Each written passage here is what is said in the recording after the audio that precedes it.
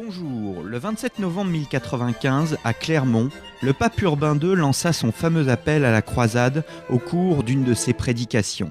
Nullement improvisé, cet acte correspond à un plan que René Grousset qualifiait de mûrement réfléchi à une époque où, comme nous le verrons, l'islam turc avait presque entièrement chassé les Byzantins de l'Asie. René Grousset disait même que la chute de Constantinople en 1453 avait été reculée de 3 siècles et demi grâce précisément aux croisades. Quel fut le contexte de cet appel de Clermont ? L'appel à la croisade était-il un appel à la conquête ou bien à la reconquête, ce qui n'est pas la même chose ? Quel personnage politique fut Urbain II ? Eh bien, pour évoquer toutes ces questions, un jour dans l'histoire reçoit Jacques Herz. Jacques Herz, bonjour. Bonjour. Alors, vous êtes historien, agrégé d'histoire, vous êtes un ancien professeur de la Sorbonne, ancien directeur du département d'études médiévales. Vous avez publié de nombreux ouvrages, je me contenterai de signaler tout d'abord celui qui est la charpente de notre émission, La Première Croisade, qui a été réédité chez Perrin dans la collection Tempus en 2002. Et il y a également le tout dernier ouvrage, Les Négriers en terre d'islam, toujours chez Perrin, paru en 2003. Alors, la première question qui nous vient à l'esprit, si je puis dire, c'est pourquoi Clermont ? Pourquoi cet appel fut lancé dans cette ville qui, au fond, aujourd'hui, n'est plus, je ne vais pas dire une petite ville, je vais mettre à dos les Clermontois, mais qui n'est pas une ville d'importance ? C'est assez difficile. Vraiment, vous posez une question dès le début qui est, je ne dis pas abrupte, mais à laquelle on n'a pas de réponse pour une bonne raison, c'est que nous n'avons pas de documents. N'est-ce pas ? On voit ce qui s'est passé, certains historiens très attentifs ont reconstitué l'itinéraire d'Urbain II. Je crois qu'il y a plusieurs raisons. La première chose à dire, je dirais, c'est qu'il n'a pas prêché ou très peu prêché en Italie. On oublie une chose considérable, c'est qu'Urbain II est pape, élu normalement, mais qu'il y a un antipape. Et que cet antipape a l'audience, et même plus que cela, des empereurs allemands, qu'il tient donc, si vous voulez, l'obédience de tout l'Empire germanique et d'une très grande partie de l'Italie. Je vais ouvrir une parenthèse, mais je dirais que lorsque l'une des armées de la croisade veut passer par Rome et ses chefs allaient prier à Rome, ils sont mis dehors par les gens de l'antipape. Donc cela exclut déjà pour Urbain II un terrain de prédication. Ensuite, oui, il passe en Provence, il ira plus tard en Touraine, il ira également beaucoup en Languedoc, Toulouse, toute cette région. Il finira, je le répète, par la Provence, mais le mot n'est pas juste, mais il ne pénètre pas dans le domaine royal. Il n'a pas prêché dans l'Île-de-France. Le roi de France est excommunié pour mœurs, pour adultère. Il y a eu des participants d'Île-de-France, mal connus d'ailleurs à la croisade, mais il n'y a pas eu de prédication.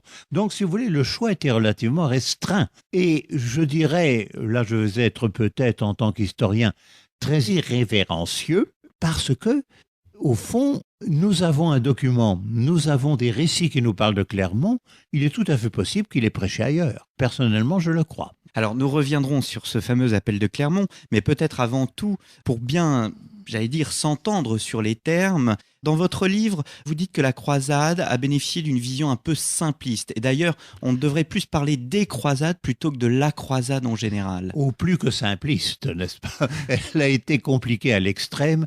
Et ce qui est beaucoup plus grave, elle a été soumise à des interprétations tout à fait orientées. Maintenant, on nous parle de conquête, on nous parle de guerre sainte, par exemple. On pourra revenir sur ces deux mots, mais qui sont tout à fait faux. Et alors, je crois que le problème, et pourtant nous essayons tous, n'est-ce pas, en histoire, de tenir compte de cela, mais dès que cela passe dans un domaine beaucoup plus large, et en particulier dans le domaine de l'enseignement, il faut restreindre, il faut simplifier, il faut généraliser, et on n'allait pas étudier les croisades les unes après les autres, n'est-ce pas ? En classe de 5e, on fait une leçon, c'est fini. Donc vous mettez ensemble 4, 5, 10, 20 expéditions qui n'ont souvent rien à voir les unes avec les autres. Et quand même, l'une est, vous venez de le dire, à la fin des années 1000, et il y en a encore eu en 1200 quelque chose.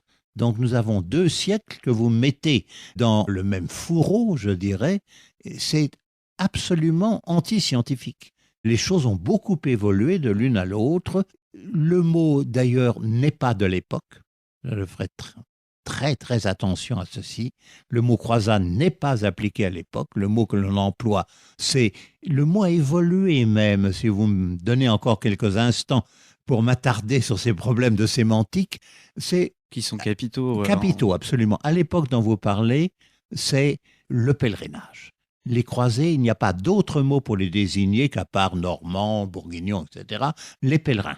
Si vous vous placez, et là je connais mieux ensuite en ce moment, vers les années 1200 et quelque chose, après Saint-Louis même, encore, le mot qu'ils emploient, c'est le voyage d'outre-mer, c'est-à-dire l'exploit guerrier, l'entreprise guerrière à la limite de la quête de l'exploit chevaleresque et du conquête de l'amour de la dame. Finalement, on en arrive presque à ça.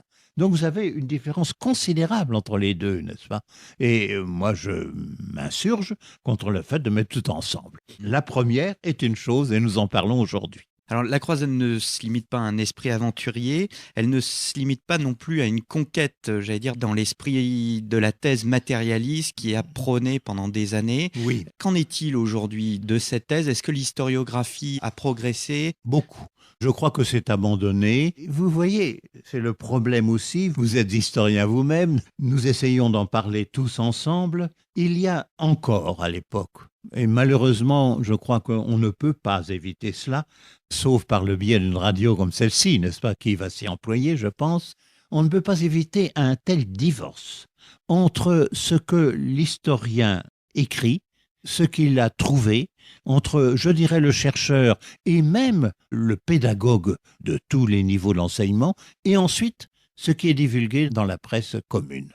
Même une presse de qualité, n'est-ce pas? On ne va pas ici faire de personnalité, on ne va pas aller chercher des exemples, mais ce n'est pas croyable. Il n'y a absolument pour le moment rien à faire pour redresser ça. Donc, quand vous me posez cette question, est-ce que les choses évoluent? Oui, dans le domaine scientifique. Non, dans le domaine, je dirais, commun. Ouvrons une parenthèse, mais combien de temps une thèse telle qu'elle se développe dans l'historiographie aujourd'hui peut-elle apparaître dans les manuels d'histoire demain? Jamais souvent. Jamais souvent. Oui, tellement ancré, quelquefois oui, mais jamais. Je prends l'exemple de 1095, n'est-ce pas, qui a été célébré donc en 1995. Il y a eu deux colloques, tous les deux à Clermont. L'un par, j'étais ni à l'un ni à l'autre, mais l'un par des collègues plus jeunes que moi, travaillant, qui vont exactement dans le sens de ce que nous allons dire aujourd'hui. Et puis un autre, même chapeauté par un grand maître, mais un grand maître qui avait beaucoup écrit pour des ouvrages beaucoup plus généraux, qui était complètement dans l'erreur et, je dirais, dans les slogans habituels. Ils n'en sont pas sortis. Alors vous, venons-en à votre thèse et à votre ouvrage La Première Croisade. Vous mettez avant tout le pèlerinage, la Première Croisade, dans un sens tout à fait religieux. Il s'agit d'une entreprise religieuse. Ah, c'est une entreprise religieuse. Nous revenons, si vous voulez bien, un instant sur ce que vous disiez tout à l'heure, l'explication plus ou moins matérialiste. Allons très vite. Que serait-il allé faire? Il n'y a pas, contrairement à ce que certains historiens allemands ont voulu montrer, il n'y a pas une surpopulation de l'Occident. C'est complètement stupide. Vous aviez des étendues immenses qui n'étaient pas défrichées. Les bastides étaient à peine construites, les marais n'étaient pas défrichés. Donc il n'y a pas de recherche de terre. C'est absolument faux.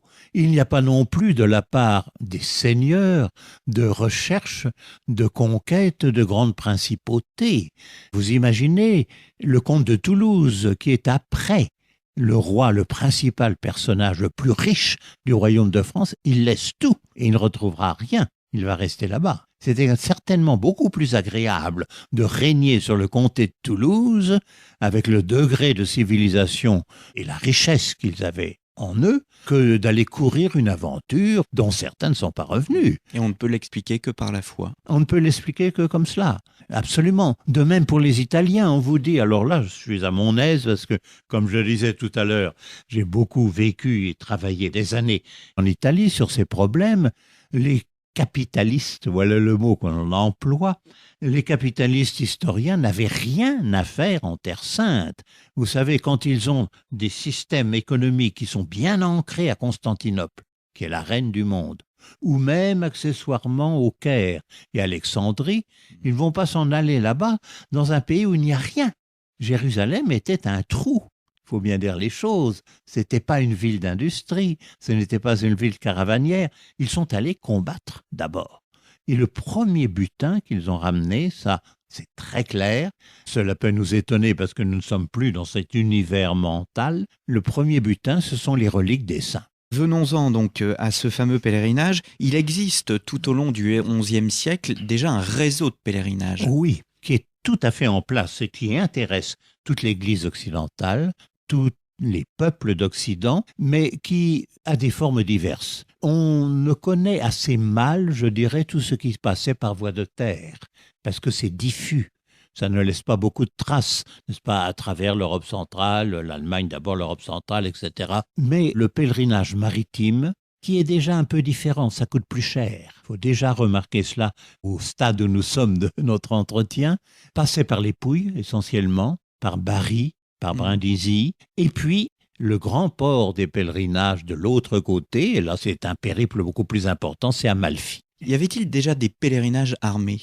Non, il n'y a pas eu, je suis absolument navré, il me semble que si je m'en remets un grand nombre d'années en arrière, j'ai dû même à un moment dire ça en faculté. Non, il y a une erreur là, une ambiguïté. Il y a eu un très très vaste pèlerinage, peu d'années auparavant, commandé en personne par 4 grands prélats allemands, n'est-ce pas, de Cologne, de Spire, etc., qui sont partis avec des foules de gens. Et cela a fait un peu illusion. On a pensé à une armée. Non, ils étaient extrêmement nombreux. Ils sont arrivés sans trop de mal et ils se sont heurtés quand même aux Turcs à un moment. Et là, ils ont employé des mercenaires et se sont armés eux-mêmes. Donc il y a eu, à la fin de ce pèlerinage, c'était la seule expérience. Autrement, non. Vous insistez beaucoup sur le thème de reconquête plutôt que de conquête. Il y a une présence musulmane qui est au sud de l'Espagne. Il y a aussi une présence musulmane au sud de l'Italie. Quelle est la position, j'allais dire, géopolitique, militaire de tout cet ensemble ? Eh bien, moi, je suis très heureux que vous me posiez la question, si j'ose dire, parce qu'une des choses qui m'a beaucoup frappé, c'est que dans cette façon d'écrire générale l'histoire, je parlais de magazines, de journaux, ou même de beaucoup de radios, on dit, ou même quelquefois dans une radio religieuse, pas catholique, mais religieuse tout de même, j'ai entendu dire, n'est-ce pas, croisade égale conquête. Et puis par contre, alors quand on parle de l'Espagne, tout le monde dit reconquista, la reconquête. Je ne vois pas pourquoi faire la différence, n'est-ce pas ? Il était certain que, si vous voulez, les pays qui ont été repris, Jérusalem, Antioche, etc., au cours de cette croisade, avaient été, plus que l'Espagne même, les berceaux de la civilisation chrétienne, qu'ils avaient été chrétiens pendant très longtemps, partis de l'Empire byzantin pendant très très longtemps, il n'y a pas de doute. Grousset, nous avons le livre devant les yeux, n'est-ce pas, l'a très très bien montré, lorsque les croisés arrivent devant Antioche, les musulmans sont maîtres d'Antioche.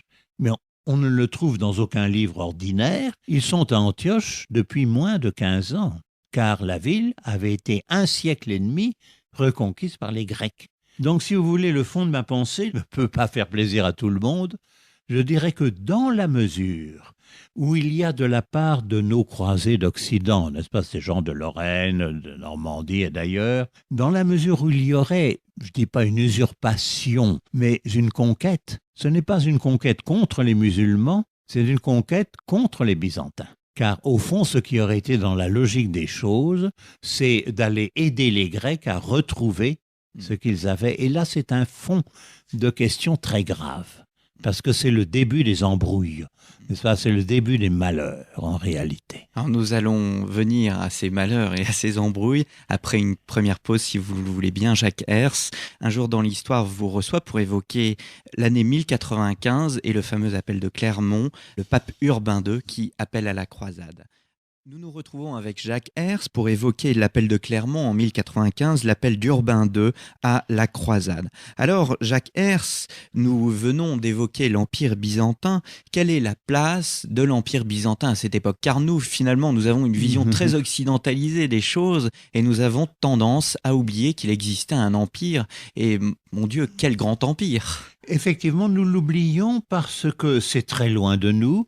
Et effectivement, moi, je m'efforçais, en parlant à mes étudiants, et maintenant, lorsqu'il m'arrive d'écrire ou de reparler comme aujourd'hui, de le dire, nous sommes partis d'une erreur qui est celle-ci, c'est de dire que l'Empire romain a chuté en 400 et quelques, n'est-ce pas, au moment de l'invasion des barbares contre Rome, la chute de Rome. Non, il n'a pas chuté.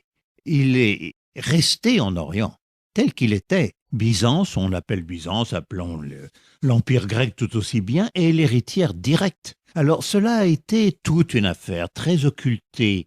Cela a créé un malaise sans arrêt parce que les reconstructions de l'Empire en Occident, vous les connaissez, n'est-ce pas, comme moi, Charlemagne, puis ensuite Othon Ier, Othon II, etc. Ces gens-là recréaient un empire, se voulaient les héritiers de Rome, empire romain germanique, et ont tout fait pour qu'on oublie qu'il existait les Grecs. La littérature, ce n'est pas moi qui l'ai étudiée, elle a été faite par un de mes collègues, professeur d'allemand justement, enfin historien aussi de l'Allemagne.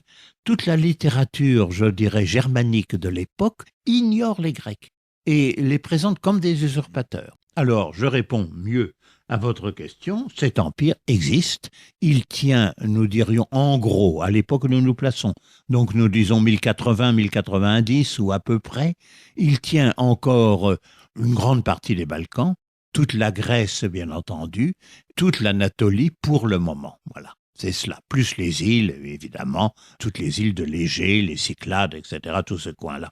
Bien, mais il a subi déjà.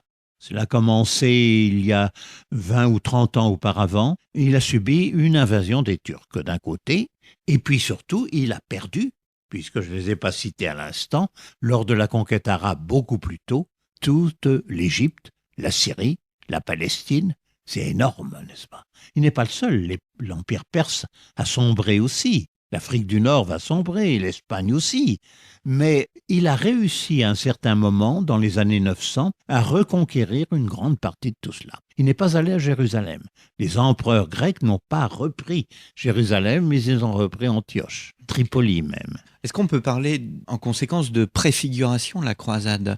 Ah oui, ils allaient effectivement, si vous voulez, tout ce qui était pour eux infidèle, qui avait pris ce qui était chrétien, ils allaient le prendre. En 600 et quelque chose, ils sont allés en Perse, n'est-ce pas, reprendre le bois de la croix qui avait été emmené par les Perses. C'est la même chose là. Et quand ils ont réussi quand même à pousser très très très fort vers le sud, je le répète, ils n'ont pas repris Jérusalem, mais ils ont obtenu une sorte d'accord avec les musulmans qui n'étaient pas des Turcs à ce moment-là, avec les musulmans pour développer les églises, les monastères, Bethléem, le Saint-Sépulcre et toutes les églises. C'est l'anarchie causée dans les années 1050 par l'invasion turque qui a ruiné les pèlerinages. Et la raison profonde et le peu que nous savons, car nous ne savons pas tout, du discours d'Urbain II, est ceci: il insiste longuement sur les malheurs des pèlerins. Et en particulier sur les malheurs, nous allons y venir tout à l'heure, vous voyez, sur les pèlerins pauvres, qui ne peuvent pas payer les taxes. Il y a des liens politiques entre Urbain II et Byzance ? Je ne pense pas. Pas beaucoup. Il y a des ambassadeurs. Alors le problème, là, d'une façon, je pense un peu indirecte, vous le soulevez, j'ai cru moi-même à ceci. Urbain II, n'est-ce pas, est dans ce que nous appelons la réforme grégorienne. Il succède, pas directement, mais à très peu près, à Grégoire VII. C'est-à-dire qu'il remet la main sur l'Église. C'est une vaste démarche réformatrice. Ah oui, il réforme les mœurs de l'Église, et sur la simonie en particulier, n'est-ce pas, ça très nettement. Il réussit assez bien à affranchir l'Église de l'emprise des empereurs germaniques, et on pouvait penser, je confesse que je l'ai moi-même un peu pensé, que un des buts, à partir du moment où il a réussi cela, c'est de forcer la réunion avec Constantinople, et en particulier d'abolir le schisme qui s'était, en 1054, n'est-ce pas, affirmé. Vraiment, ce sont deux mondes séparés. Le monde de Constantinople et le monde de Rome sont deux mondes qui ne se ressemblent pas du tout. Oui, là, nous serions obligés de parler un peu du dogme et de la fameuse affaire de Filioque, n'est-ce pas, qui est très grave, la procession du Saint-Esprit. Et les deux églises se sont séparées. On peut invoquer quantité de choses, les mœurs n'étaient pas les mêmes, la liturgie n'était pas la même, la condition sociale des hommes d'église, des prêtres en particulier, n'était pas la même non plus. Et puis, ils se sont heurtés sur, en particulier, le credo, n'est-ce pas, sur la personne du Christ elle-même, se traitant alternativement, je dirais, ou réciproquement plutôt d'hérétiques. Et donc la rupture du schisme en 1054 est très dure et on n'en sortira pas. Oui, donc ça, c'est vraiment présent à l'esprit. Mais alors, d'un côté, est-ce qu'on peut dire qu'il y a d'un côté le patriarche de Constantinople, le pouvoir religieux, de l'autre côté l'empereur, qui lui fait un appel du pied à Urbain II? Oui, c'est à peu près cela et ça n'a pas cessé. De temps en temps, vous avez des empereurs qui ne transigent pas, qui sont terribles et qui sont avec leur patriarche et qui sont très hostiles à Rome. Mais à partir du moment où l'empereur a une vue plus générale de sa politique et pour être malveillant, on pourrait dire surtout à partir du moment où il a besoin d'être secouru, à ce moment-là, il se rend compte qu'il faut l'aide de l'Occident. C'est évident. Quand même, au temps de l'Empire romain, il n'y avait aucune sorte d'expédition militaire active en Orient sans que les armées de Rome elles-mêmes participent. Donc, ils sont dans cette tradition, ils font appel à l'Occident. Mais il y a cet obstacle. Alors, vous expliquez dans votre livre, pour revenir aux Turcs, vous expliquez qu'il y avait une division, il y avait de nombreuses tribus à l'époque qui étaient géographiquement situées au niveau de la Palestine et que cette division a permis, au fond, bon, sans empiéter sur le futur, à la croisade de véritablement arriver à son but. Quelle est la position politique de cette région? Oui, ce serait tout un exposé et je ne suis pas vraiment compétent. René Grosset le faisait très bien dans ce gros livre. D'abord, vous avez raison, les Turcs sont divisés. Et en particulier, on ne parle pas encore des Ottomans, par exemple, qui seront l'une des tribus reines beaucoup plus tard. Donc il y a pas un pouvoir central. Mais surtout, si vous voulez, ce ne sont pas des Arabes. Donc déjà, tout ce qui était avant eux arabe, on pourrait dire, reste en place.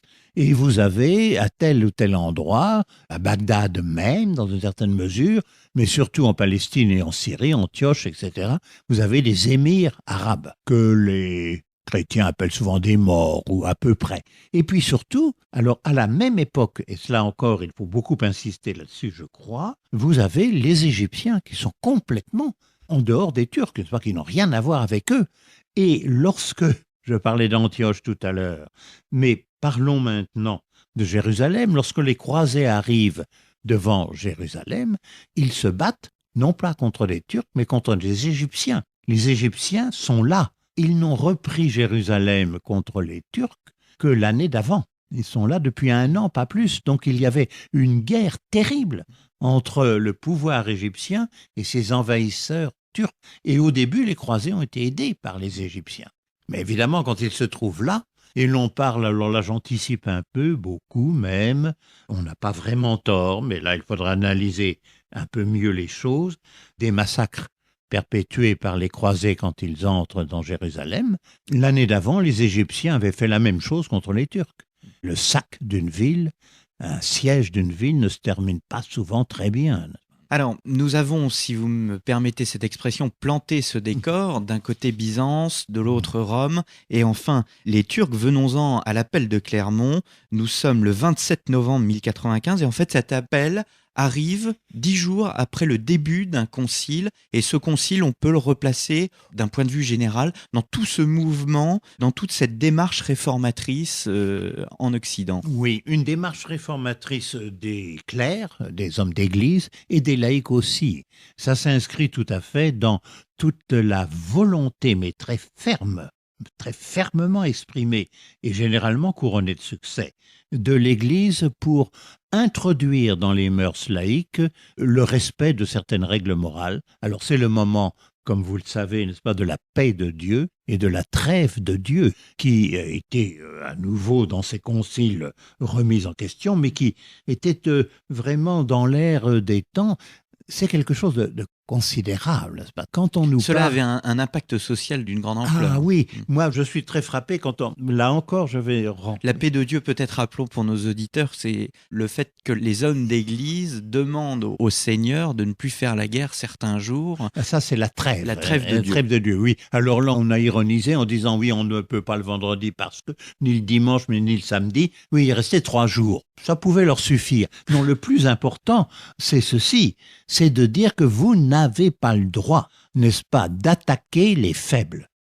Ni les femmes, ni les enfants, ni les hommes d'église, bien sûr, monastères, etc., ni les hommes non armés, c'est-à-dire on n'attaque pas les paysans. Et là, je l'ai écrit récemment dans un article que l'on m'a demandé, et dès que j'en ai l'occasion, et je la prends aujourd'hui, je rappelle la chose, on nous parle de la barbarie ou de la violence des mœurs féodales, ah non, remise en ordre par cette paix de Dieu, et vraiment les coupables condamnés très dur, très dur.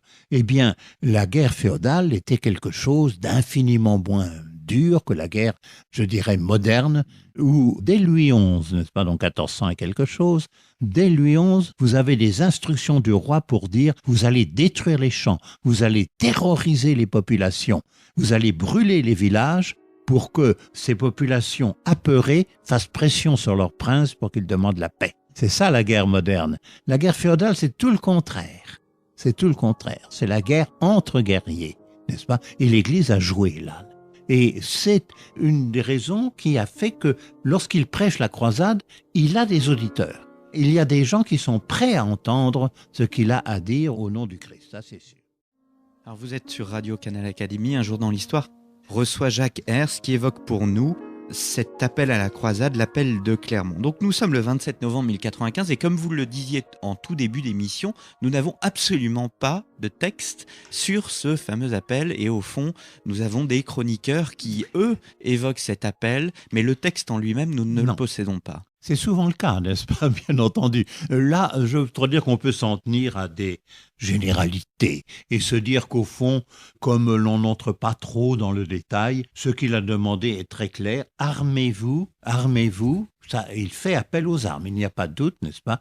Et allez, le mot est celui-ci, délivrer Jérusalem. Je crois que c'est à peu près cela. Mais surtout, il a semble-t-il, parce que ce texte-là n'est pas connu, mais on en connaît d'autres, qui ont été ensuite dans les prédications des évêques et d'autres personnes, et d'autres gens d'église et même de laïcs. Ce qu'il dépeint, c'est les malheurs des pèlerins, de ceux qui ne peuvent pas les prier. Là aussi, on dit quand même, on trouve que c'est une conquête, que c'est un... Non, mettons-nous à la place de ces chrétiens d'Occident, qui ne peuvent pas aller prier ce qui a été, n'est-ce pas, le cœur de leur religion. Et aucune religion ne s'est trouvée dans cette situation. Aucune, à aucun moment, ou rarement, en tout cas jusque-là. Donc, par conséquent, ils veulent au moins cet accès. Et pour eux, ce pèlerinage a été très, très, très important. Enfin, il ne faut pas oublier quand même, tout à l'heure, nous parlions des pèlerinages maritimes, et bien que le premier, j'allais dire, ordre religieux, celui qu'on appelle de Saint-Jean de Jérusalem, n'est-ce pas, été fondé par des gens d'Amalfi pour accueillir dans un hospice, disons, face au Saint-Sépulcre, les pèlerins d'Occident malades et pauvres. Alors, nous allons en reparler certainement tout à l'heure. L'optique occidentale est celle-ci, le pèlerin est homme de Dieu. On doit le protéger, on doit le nourrir. Alors tout Saint Jacques de Compostelle aussi, tout ça, nous savons. Et puis voilà, lorsqu'ils vont en Orient, ils se font taper dessus et puis exploiter, et il faut que les bourses soient pleines. Et ça, ils ne l'ont pas toléré. Alors cet appel, peut-être ouvrons une parenthèse sur ce personnage qui est Urbain II, est passé par un ordre qui est très important à l'époque, qui est l'ordre de Cluny. Oui, effectivement, son périple français, surtout en Auvergne, a été, n'est-ce pas, d'abord les abbayes de Cluny et les abbayes qui commençaient à s'ouvrir à Cluny. Ça, beaucoup, la Charité en particulier, et d'autres. Et cet ordre de Cluny, effectivement, je crois que là aussi l'historien, je dirais même volontairement attentif, peut commettre certaines erreurs. On a lié, lorsque j'étais étudiant, là, vous voyez, ça fait des années, on a lié beaucoup trop la réforme de l'Église à Cluny, en disant c'est Cluny, pour la simple raison qu'il y avait eu des travaux sur Cluny. Mais en réalité, beaucoup de grandes abbayes Et en particulier, Saint-Victor de Marseille a été aussi à la pointe de la Réforme. Donc il est issu de ce milieu, il est, ce qui est important aussi, pape français. Ça, ce n'est pas le premier, mais il y en aura beaucoup d'autres par la suite. Et il a donc, en tant que Français, pseudo-bourguignon, il a donc par conséquent une audience en France qui est peut-être plus importante qu'autrement. Mais il ne faut pas oublier quand même, je le disais tout à l'heure, que à la limite, on pourrait dire qu'il a été chassé d'Italie. Quand il a été élu pape, pendant un certain temps, il a réussi. Il a prêché en 2 endroits, à Plaisance en particulier, il est passé les Alpes. Et cette Italie n'est pas vraiment, du Nord en tout cas, n'est pas vraiment à lui. Donc, son obédience, c'est essentiellement française. Sauf l'Île-de-France à l'époque, bien sûr. Alors il apparaît comme un pape très volontariste sur le plan politique. Grousset, que je citais en début d'émission, disait qu'il avait mûrement réfléchi cette décision. Est-ce une grande organisation? A-t-il un schéma en tête dans sa progression? Personnellement, j'allais dire, je ne le pense pas, mais je ne veux pas le penser.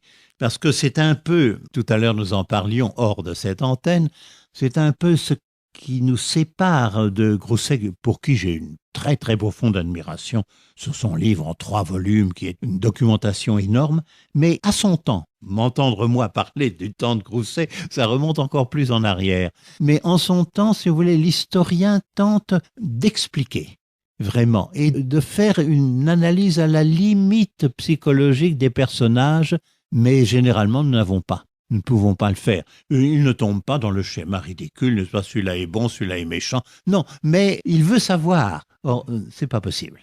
Moi, je dirais, je ne le pense pas, et surtout, je n'ai aucun moyen de savoir s'il faut ou ne pas le penser. Alors, mais dans la suite des événements, il lancera encore cet appel à la croisade, il le répétera. Tout au long de son voyage. Tout au long de son voyage, et effectivement, une fois que c'est lancé, il envoie même, alors là, la situation était un peu éclaircie, il envoie des légats en Italie. Ils ont prêché à Gênes et à Pise en particulier, puissance maritime. Alors justement, quel est l'impact? Il n'y avait évidemment ni radio ni télévision.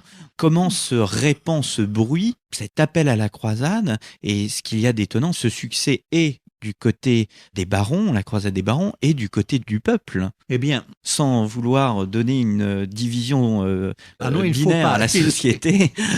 Non, mais vous allez voir pourquoi il ne faut pas. Bien, je crois que cela a été bien étudié aussi. Il y a en somme 2 types de prédication. Il y a une prédication que l'on pourrait dire, je ne dis pas hiérarchique, mais bien organisée, celle ordinaire, je dirais, de l'Église avec une majuscule, c'est-à-dire du pape lui-même, puis dans les conciles, dans les synodes, puis les évêques, puis les abbés et les moines organisés. Et puis alors, précisément, dans le pays non soumis à Rome, il faut bien penser ça, tous les pays germaniques, je dirais, qui sont sous la coupe de l'empereur et des antipapes, les évêques n'ont pas prêché la croisade.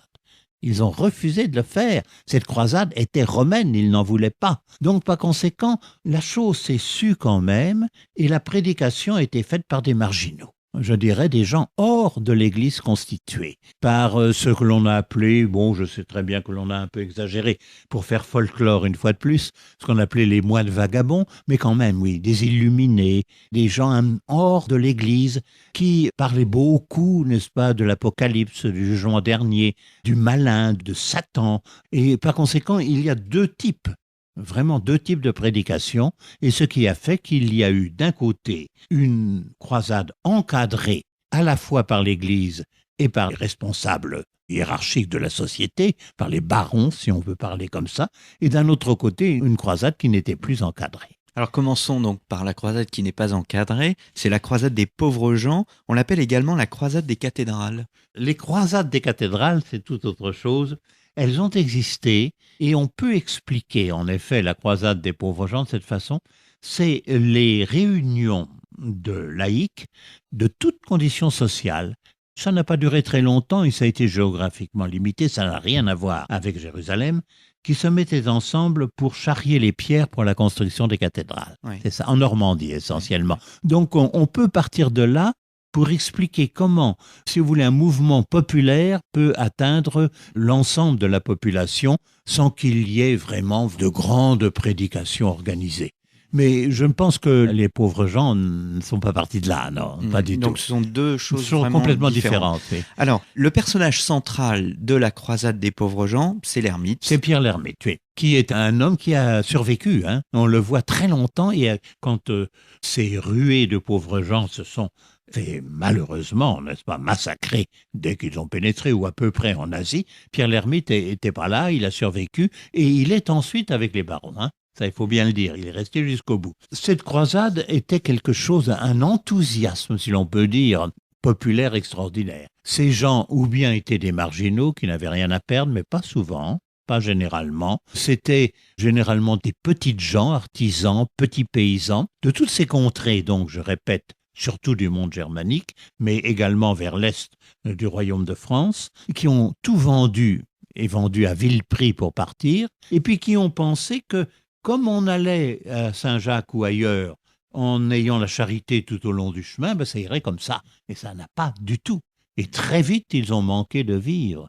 Et très vite, ils ont été obligés de ressortir les quelques pièces qu'ils avaient de leur poche pour s'acheter à manger. Et à ce moment-là, très cher. Donc il y a eu tout au long du parcours, et plus précisément d'abord en Allemagne et en Rhénanie, des combats, des massacres. Ils s'en sont pris aux gens des villes. Il y a alors effectivement dans ces gens des villes qu'ils trouvaient accapareurs, exigeants sur les prix des vivres, et ils ont attaqué très dur tout ce qui leur semblait des hommes d'argent, des usuriers. Alors les Juifs sûrement, mais aussi une certaine histoire vraiment trop simplifiée oublie deux choses. D'abord qu'ils ont massacré de la même façon les marchands chrétiens, pas exactement de la même façon, et que dans la mesure où des Juifs des villes de Cologne, de Mayence, surtout Mayence, ont pu échapper au massacre, c'est parce que l'évêque du lieu les a protégés, ou les a fait fuir dans des villages, ou les a pris dans son palais épiscopal.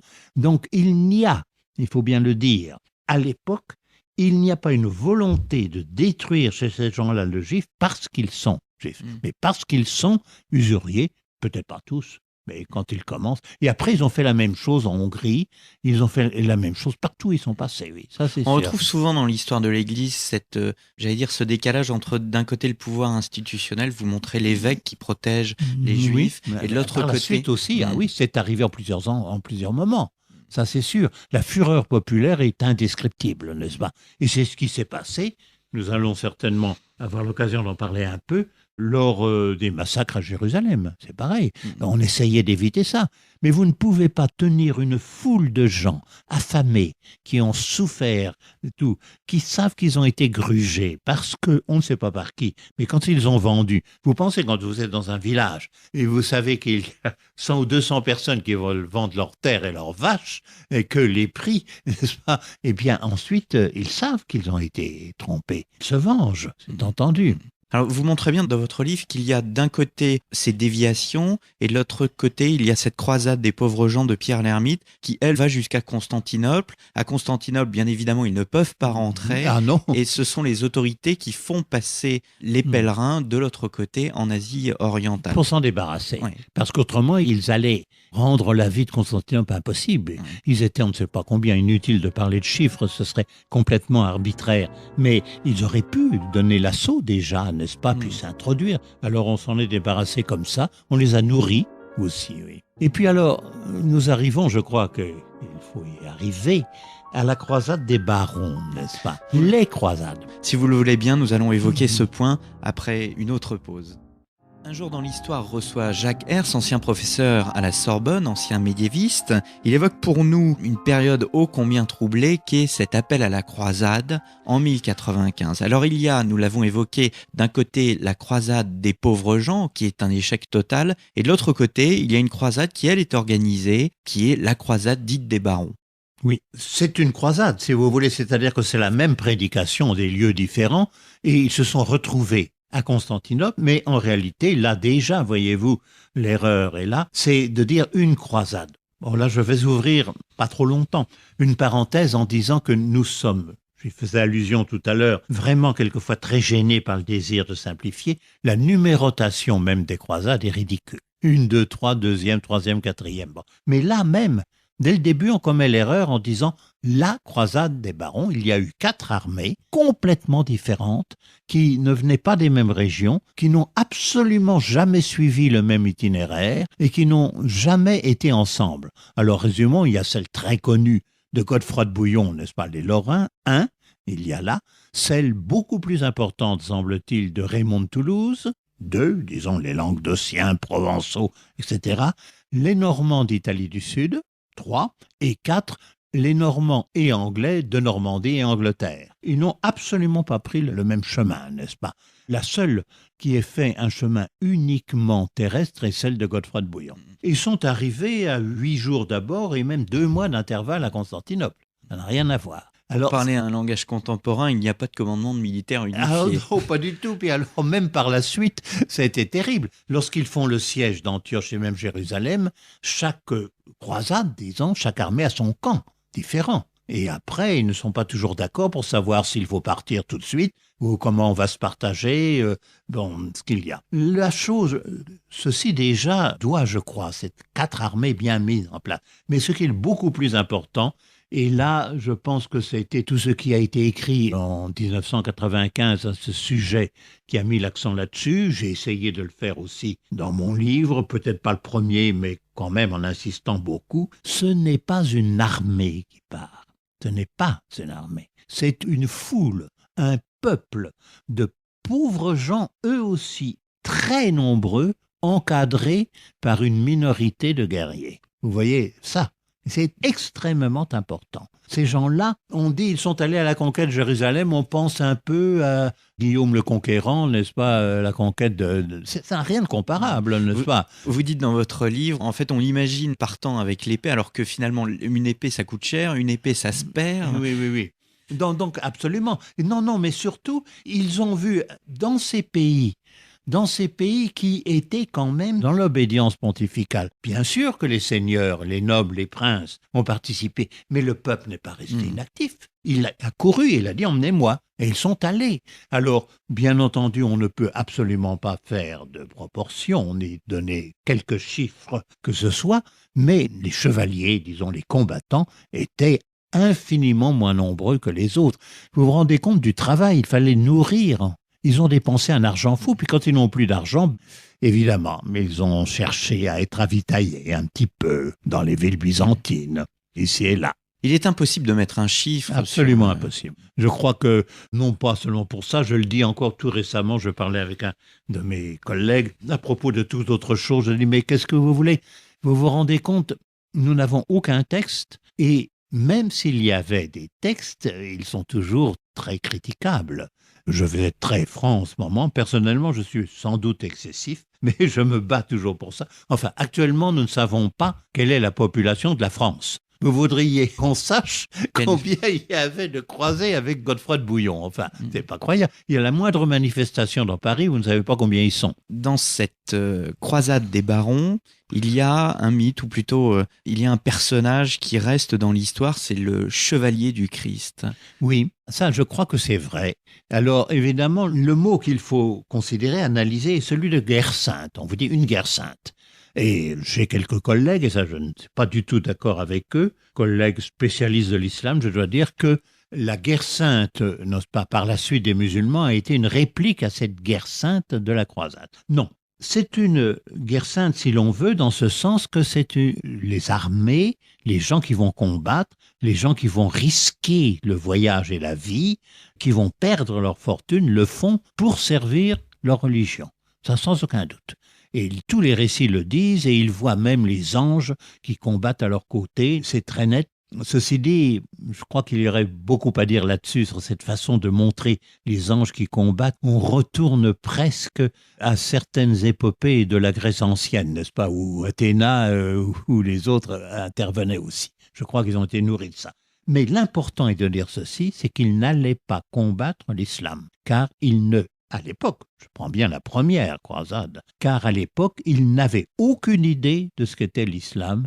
Ils ne savaient même pas que les Turcs, les Arabes et les Égyptiens étaient musulmans. Aucune idée. Ils n'emploient jamais, à aucun moment, ils n'emploient le mot de musulman ou de Mahomet. Il n'existe pas dans aucun des 4 grands récits que nous avons, qui sont des récits de témoins, n'est-ce pas, de gens qui ont été avec eux, des clercs qui étaient là. Ils emploient un mot général de sarrasin, qui veut rien dire, puisqu'ils l'emploient à tout, puis alors infidèle, ou alors, là je ne les ai pas en tête tous, mais c'est la panoplie, si j'ose dire, la liste plutôt, est invraisemblable. Tous les souvenirs bric-à-brac de l'Antiquité qui s'amènent, les Perses, les Mèdes, les Assyriens, les Babyloniens, tout ce que vous voudrez. Ils n'emploient jamais le mot de musulman.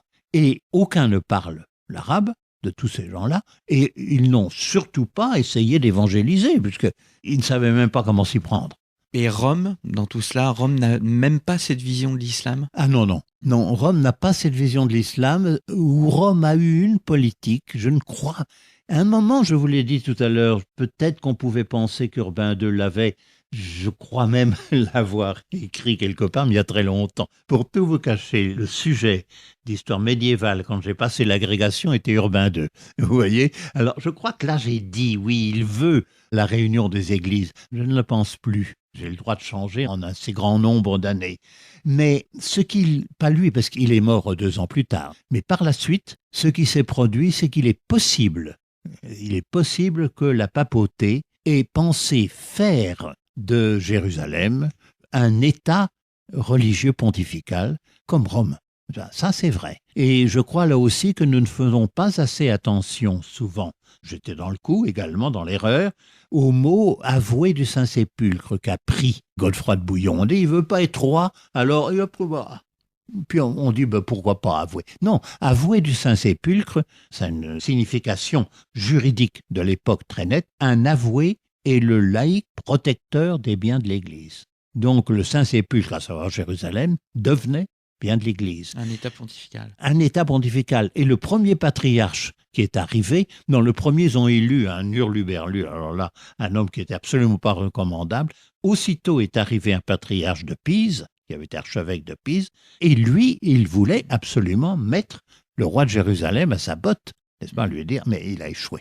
Donc, voyez-vous, peut-être pouvons-nous terminer là-dessus sur les intentions de l'Église, mais qui ne se sont développées, à mon sens, qu'après la mort d'Urbain II. Car au fond, vous le disiez au début, le moteur de cette croisade, avant tout, c'est de récupérer le droit au pèlerinage, au fond. Oui, et ça a été réussi. Et ils ont réussi.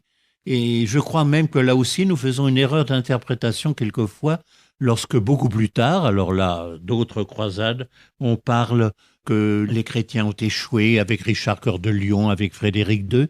Non, dans la mesure où ils ont fait la paix et ils ont abandonné l'idée de croisade, c'est parce que les pèlerinages étaient assurés. Donc à ce moment-là, il n'y avait plus vraiment lieu. Ils ont abandonné leur idée de maintenir un État politique qui était vraiment là une déviation de la croisade, c'est sûr. Est-ce qu'on peut inscrire, et ce sera le mot de la fin, est-ce qu'on peut inscrire cette croisade dans le vaste mouvement de la réforme grégorienne ? Oui, dans la mesure où il a amené les chevaliers, les combattants, à l'idée qu'ils pouvaient servir la religion. Je crois que c'est cela. Eh bien, c'est sur ces mots, Jacques Herz, que nous allons nous quitter. Je rappelle à nos auditeurs que vous êtes ancien professeur à la Sorbonne, ancien directeur du département d'études médiévales de cette prestigieuse université. Vous avez écrit de nombreux ouvrages. Je vais me contenter de citer Les Négriers en terre d'islam, la première traite des Noirs, 7e, 16e siècle, aux éditions Perrin, paru l'année dernière. Il y a également la réédition de votre livre La Première Croisade dans la collection Tempus, toujours aux éditions Perrin. Et vous êtes en préparation d'un ouvrage qui est sur, au fond, le pendant de notre émission, qui est un ouvrage consacré à 1453, à la chute donc de cet empire romain d'Orient. Jacques Herz, je vous remercie. Je vous remercie aussi. Et je donne rendez-vous à nos auditeurs à la semaine prochaine pour un nouveau numéro d'Un jour dans l'histoire.